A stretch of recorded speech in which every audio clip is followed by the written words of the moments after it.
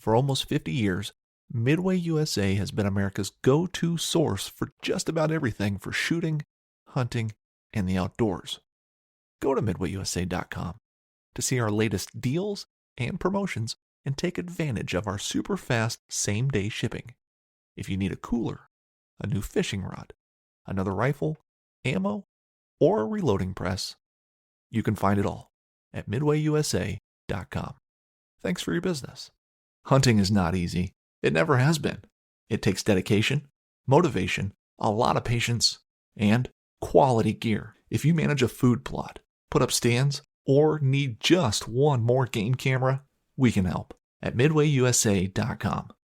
We opened our doors in 1977 and continue to put customers first by offering super fast, same-day shipping. For just about everything for the outdoors, go to midwayusa.com.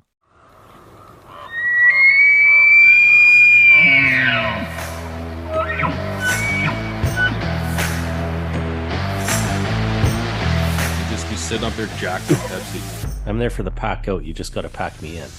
Committed to the bow early on. Like, I love getting close and putting up.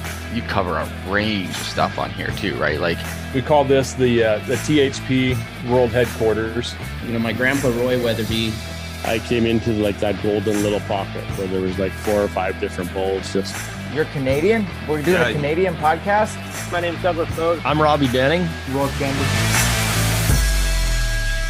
I got default red waypoint icon tattooed on my shoulder. I'm like, okay. I'm good with that. Looks like we got somebody else trying to join us here, but looks really old. I didn't seniors day.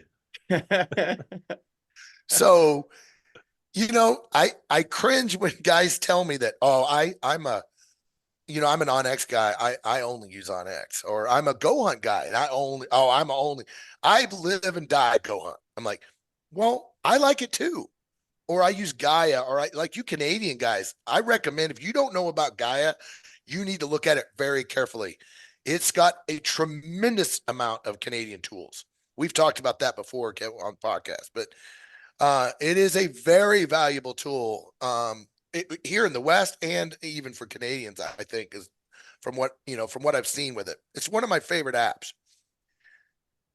But the key is multiple tools. And that's why, I said Google Earth. Google Earth is still, to this day, is my number one hunt planning tool. I spend the most time in this course going through Google Earth and how to use it effectively and efficiently and how to apply it, because it is still the number one.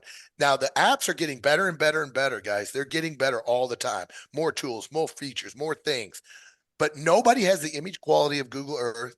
Nobody has the historical imagery capabilities of Google Earth. Nobody has the route profile capabilities of Google Earth. Nobody has the view shed capabilities of Google Earth. They just don't. Now, maybe they will, and they don't have the 3D capabilities of Google Earth. Now, they have 3D, and it's pretty good, but it's not as good as Google Earth. So I know I sound like a broken record, but Google Earth, guys, is no good to you in the field.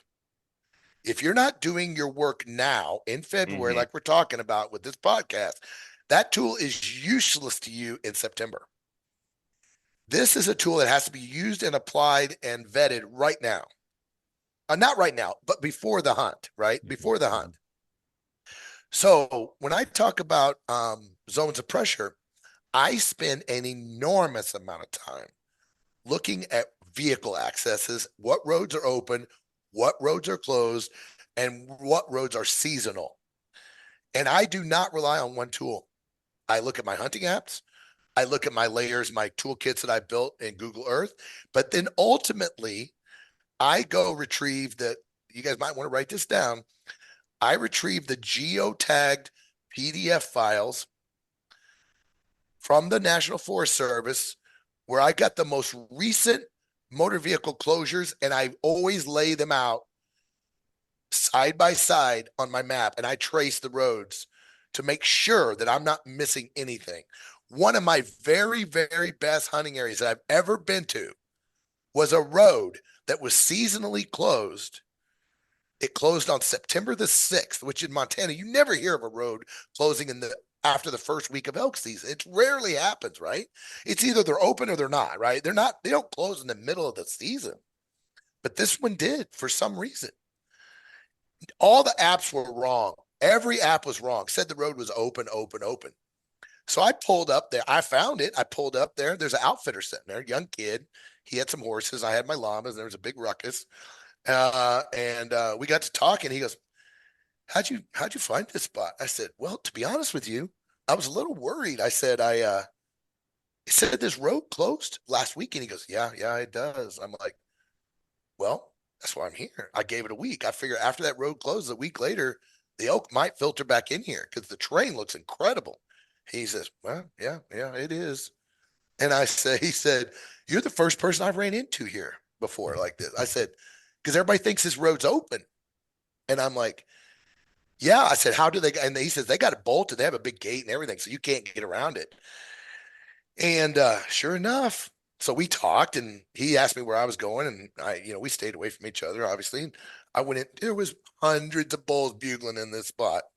Nice. And it was a spot that was the first weekend, I'm sure got worn out with ATVs and everything else. Mm-hmm. But I stumbled on it, guys. I know that was a long-winded story, but I stumbled on it because I was going through that checklist of testing my motor vehicle accesses in this spot. I had totally discounted this spot, guys. This was like spot 7 until I found the error. And then I'm like, okay, I'm going to move that up my list. And I ended up going there, and we were covered up in elk for a solid week. I mean, more elk. I hate to say this, there was almost too many elk because these bulls would bugle and they'd run towards another bugle. We couldn't call an elk. There was so many elk bugling. One, we couldn't. I'm 58 years old. My hearing is not what it used to be. I couldn't tell what direction these bastards were. Number one. Number two, they're bugling every direction and they're all going to each other and not coming to us. And we were basically trying to intercept bulls on the way to other bulls. And it was crazy. It was one of the craziest bugling fests I've ever been in. But the fun part about it was I found it with this technique. And so anyway, that was long-winded, but I wanted to spend time on that because that is a very important module. It's long, it's detailed, and step by step, and it's not a waste of time. Trust me on this. Because the more you study the pressure, where it's coming from, and how it's navigating in your hunting area, the more the picture starts to make sense.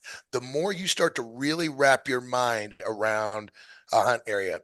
Real quick, I'll tell you another quick story. I love telling stories with the thing that applies to what I'm doing here. So I was in a spot.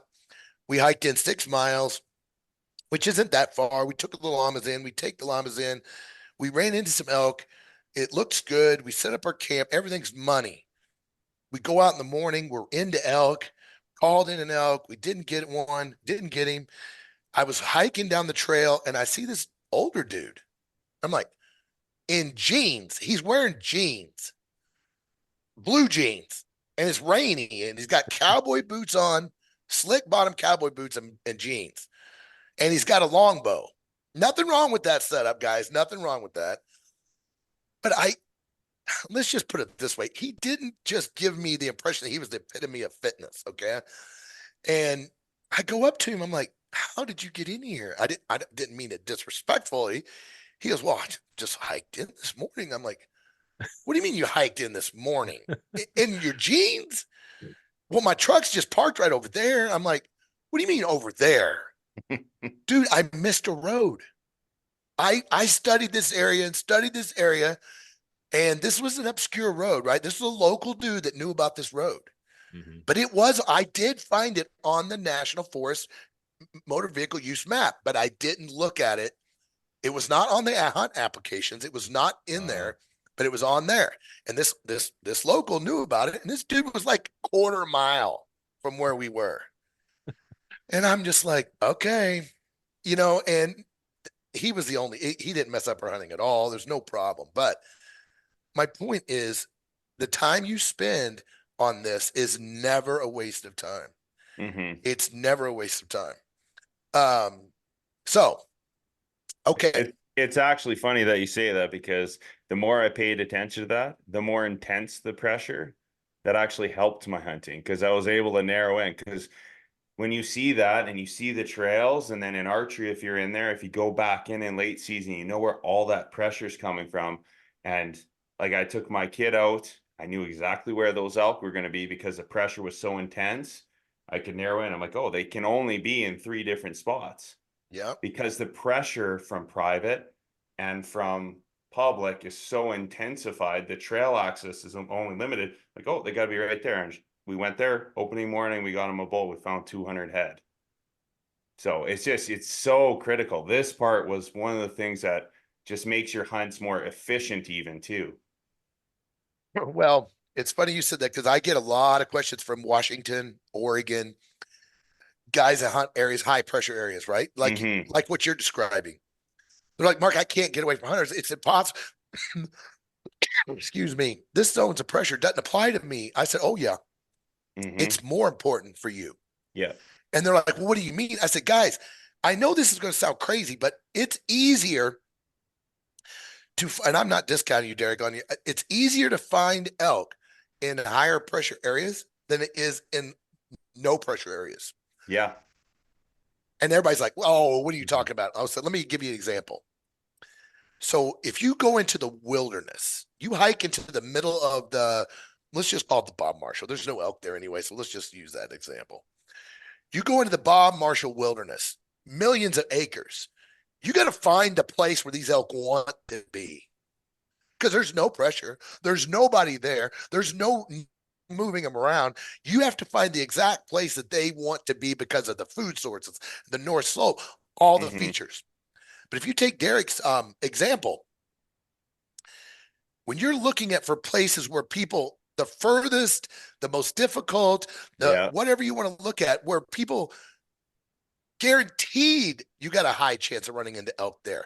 Those are easier to identify than some pinpoint spot in the middle of a 1,000,000-acre wilderness, guys, sometimes.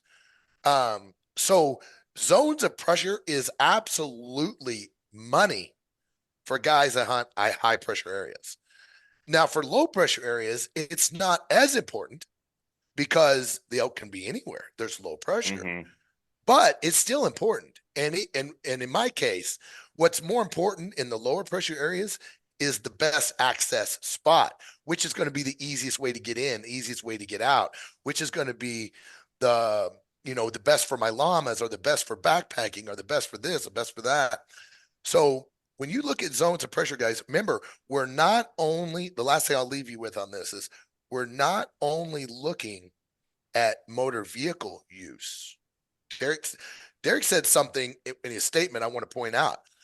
The trail pressure is critical in high pressure areas. So where the established, what I mean is the established trails, meaning on the topo map, where the trails are. In a high pressure area, you want to work around those as much or more than you're going to work around the roads. Because hunters, they're just creatures of habit, guys. Most, I should say all. 90% of guys are not going to be very far from that trail.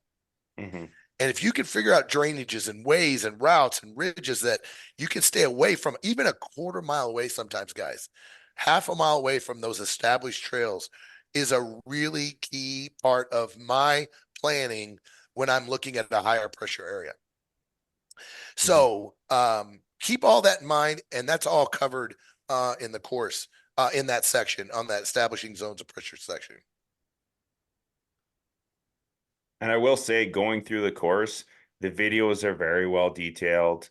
I know we can't play them on the feed here, but it's, especially with like the Google Earth and zones of pressure, it's really awesome if you have even a second monitor where you can play it, stop it, maybe do a couple of application features that you're talking about or specifying, make a waypoint, change your perspective, and then play again, and then kind of follow along is pretty helpful too, I found. Well, you said that's a great, we that's can coming play up. them. Yeah, we can play them. I'm just not going to play them because I mean, you guys. Yeah, maybe exactly. when you go back and edit this, you can put in some of the, some of the videos. Yeah, they're really well done. Well, except for the talking head that you mentioned earlier, I'm getting rid of that. I'm getting rid of that. I can't handle it, guys. I don't know. I've got this aversion to seeing myself on camera. I don't know. There's something about it. Like all my hunting videos that we do, I can't watch them hardly. And all the podcasts I do, I rarely listen to them myself.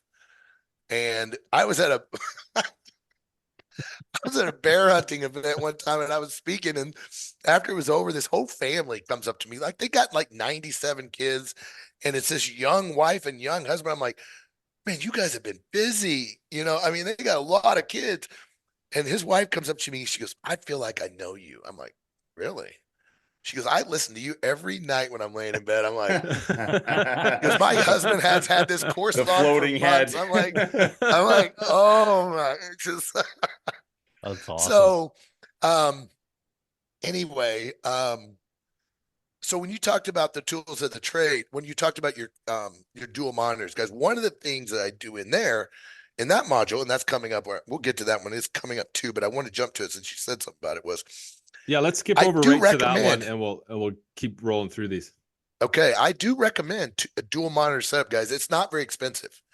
I would rather see you personally, if money is an object, which it is for most people, I'd rather see you buy a cheaper, much cheaper computer and two nicer monitors than a super nice computer and just use the laptop screen.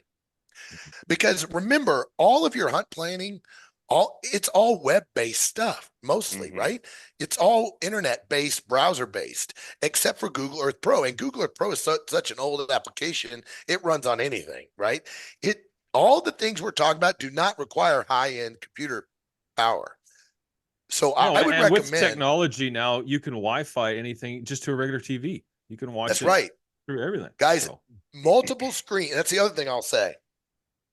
Everybody's like, well, I want to get a 40-inch. I'm like, that's okay, but I'd rather see you with two 20 inches than one 40-inch. For the same reason that we just talked about, guys. There is a big value into having Go Hunt, Gaia open on one screen, Google Earth open on another screen, and going back, copying latitude, longitude, pasting it in, and going to and analyzing it, doing the three, then going back and dropping a pin. And there's a tremendous amount of value in dual monitor setups when it comes to e-scouting. So I have a 4-monitor system now. But I'm going to tell you, I'm embarrassed to say this, but before I switched to this 4-monitor setup, I had a 6-monitor setup before that.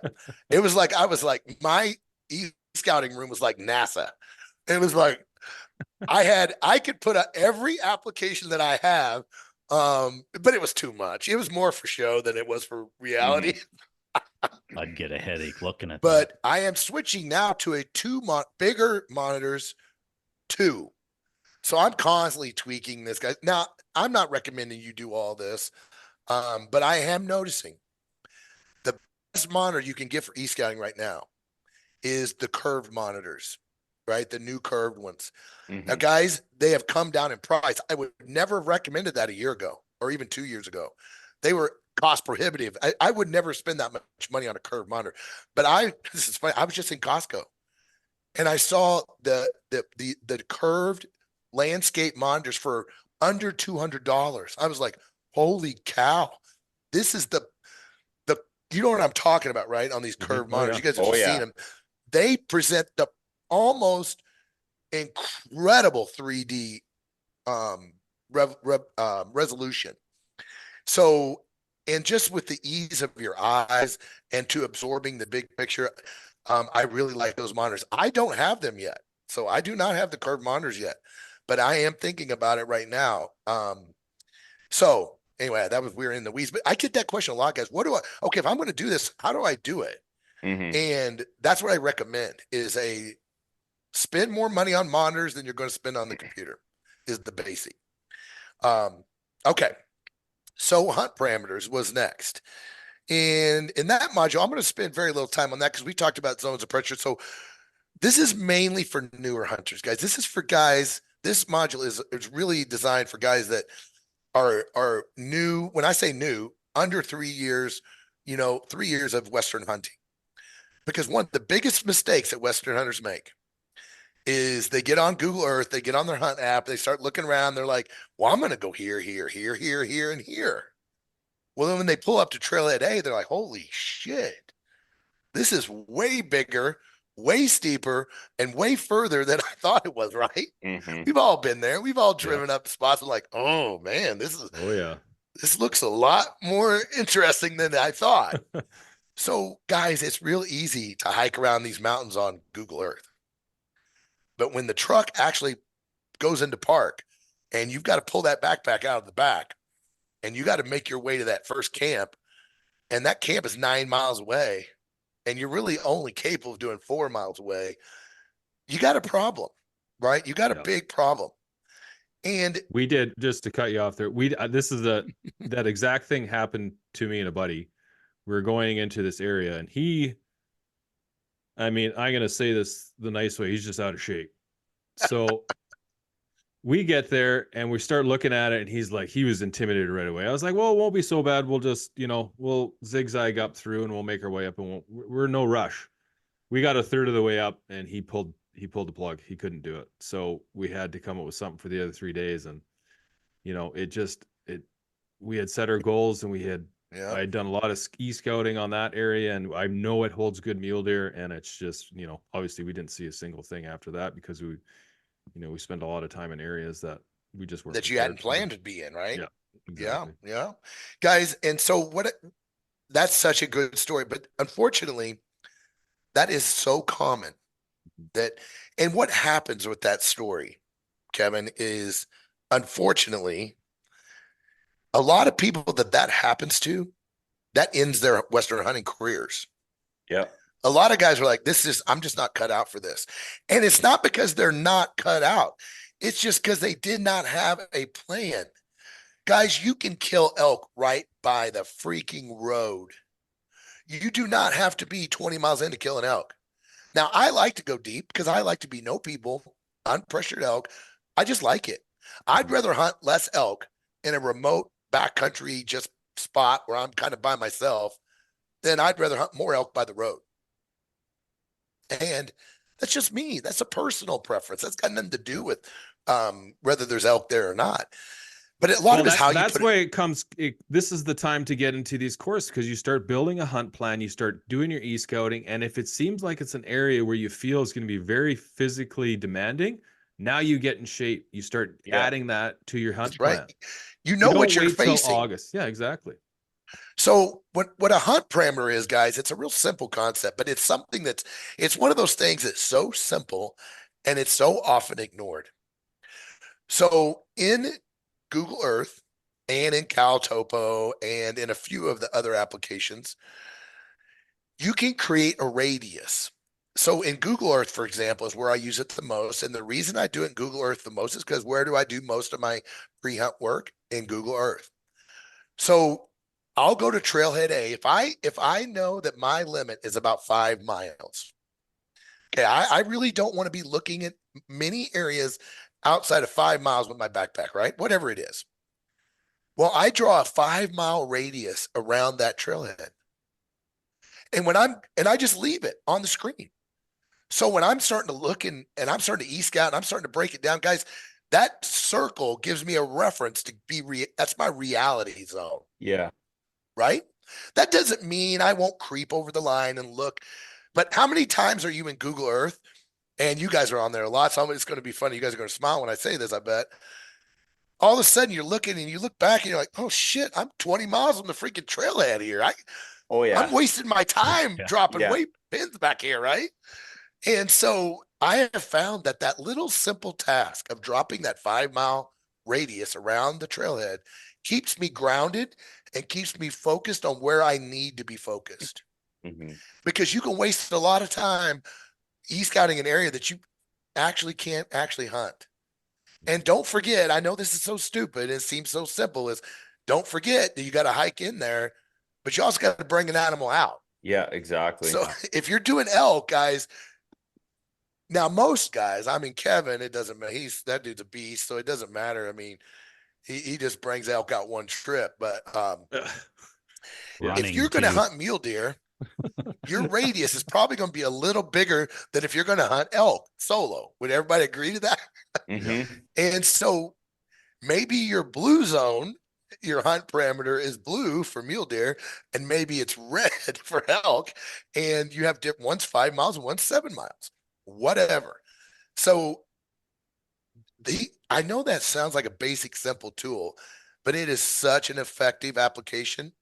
And we talk about why you want to do it, how to do it, and kind of some considerations that you want to think about when you do it in that module. Okay. I think you should also have a secondary circle, even though like your 5 miles, let's say, is your money. Like that's your extent. But Kevin and I have talked about it lots in the last couple of years here in BC, where it's so freaking hot for the first month and a half of elk season. Okay, that's nice that you can walk that far. Now have a realistic circle as to how far and how long it's going to take you to get that elk, depending on the terrain, when it's 25, 30 degrees Celsius. I don't care if you can walk another 5 miles back. Nobody cares if you lose that elk. That's right. Yeah, keep that in mind too. And how steep that terrain is, or how nasty it is. Yeah, and like we've already talked about in the show, is that I lost a lot of my first elk I killed in September. A lot of the elk went, like the bottom part of it went bone sour, just because like that day it was 35 degrees Celsius. And I mean, I was trucking pretty fast back to get it out, but still, I mean, you have to work. Those animals are so hot, it's the middle of the rut. There's a lot going on. So yeah, that's setting these. Well, there's a whole set of strategies that you can employ for meat care too, but you're right. So here's the other thing too. You know, like Kevin mentioned this before, his buddy was kind of over his head on this hunt, right? On the mule deer hunt, right? It was a little beyond his capability, so they had to make an adjustment. Do you remember when I said earlier that I like to have 5 hunt plans, right? And remember how I said one of them should be a radical change in elevation, right?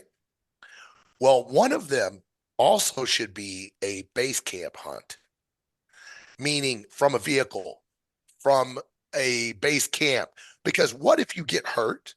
What if you twist your ankle? What if you get fatigued? What if you get altitude sickness? All kinds of things where you need to fall back to a little bit different than a backcountry back in hunt.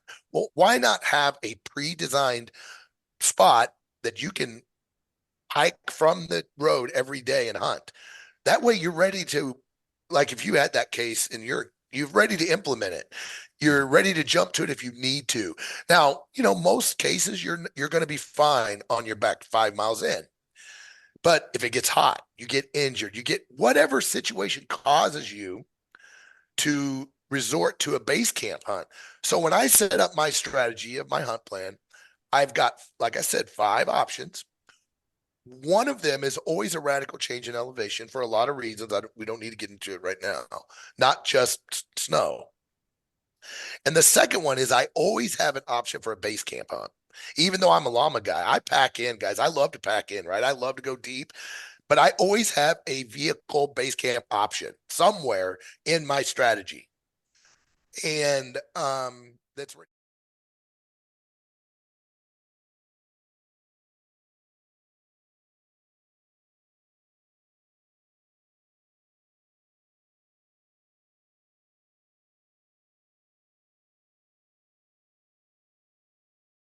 Friends of NRA is your chance to support our Second Amendment rights and preserve America's hunting traditions. Join Friends of NRA at one of our 600 exciting events nationwide. From games to auctions and exclusive firearms, Friends of NRA events are your chance to support a cause you care about while having a great time with patriots in your community. Whether you're a seasoned shooter, an avid hunter or outdoorsman, or passionate about freedom, there's a place for you within Friends of NRA. Visit friendsofnra.org to find an event near you. Stand up for freedom with the Friends of NRA. Gear up for the hunt and learn from the best with Deer and Deer Hunting Wednesdays at 10 p.m. Eastern on Waypoint TV. Tune in every week for expert hunting tips and unforgettable moments in the field. Waypoint TV, your destination for outdoor entertainment.